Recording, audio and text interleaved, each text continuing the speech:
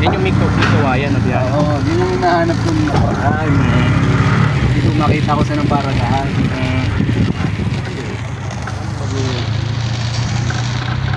Sa loob yung nag-work.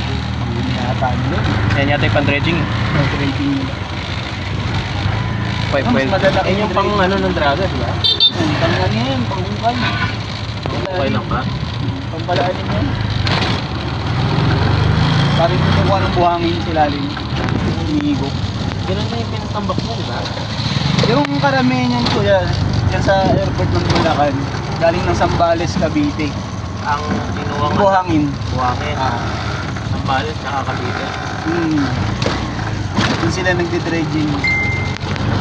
Lalo na sa Zambales, mas malaki nakuha nila doon.